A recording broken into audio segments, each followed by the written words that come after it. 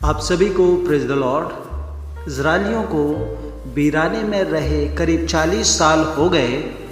उन्होंने कई ताकतवर शहरों को हरा दिया।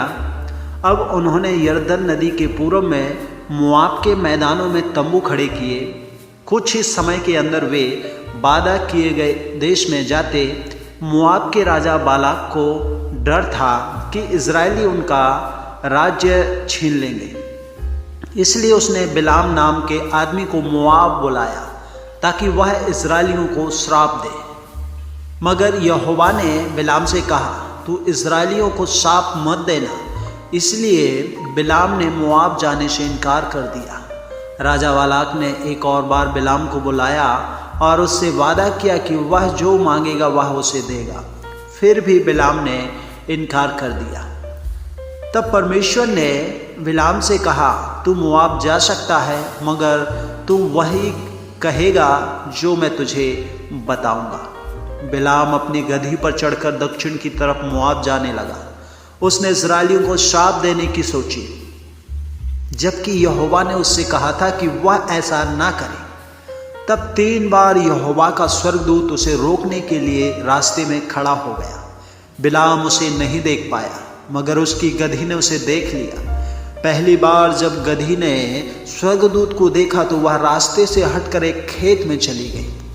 दूसरी बार वह एक पत्थर की दीवार से ऐसी सट गई कि बिलाम का पैर दीवार से दबने लगा।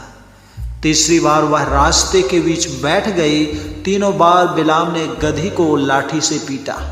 तीसरी बार जब उसने गधी को मारा तो यहोवा ने ऐसा किया कि गधी बात करने लगी। गधी ने बिलाम से पूछा, तू मुझे क्यों मार रहा है? बिलाम ने कहा, तूने मेरा मजाक बनाया है। अगर मेरे पास तलवार होती तो मैं तुझे मार ही डालता। गधी ने कहा, मैं कितने साल से तुझको अपनी पीठ पर बैठा कर ले जाती रही? क्या इससे पहले कभी मैंने ऐसा किया है? तब यहोवा ने ऐसा किया कि बिलाम ने स्वर्गदूत को देखा। स्वर्गदूत ने उससे कहा, यहोवा ने तुझसे कहा था कि तू इजरायलियों को श्राप मत देना। बिलाम ने कहा, मुझसे गलती हो गई, मैं घर लौट जाऊंगा। मगर स्वर्गदूत ने कहा, तू मोआब जा सकता है, मगर तू वही कहेगा जो यहोवा तुझे बताएगा। क्या बिलाम ने सबक सीखा? नहीं। इसके बाद भी उसने 3 बार इजरायलियों को श्राप देने की कोशिश की, मगर तीनों बार यहोवा ने उसके मुंह से इजरायलियों को आशीर्वाद दिलवाया। आखिरकार इजरायलियों ने मोआब पर हमला कर दिया और बिलाम मारा गया।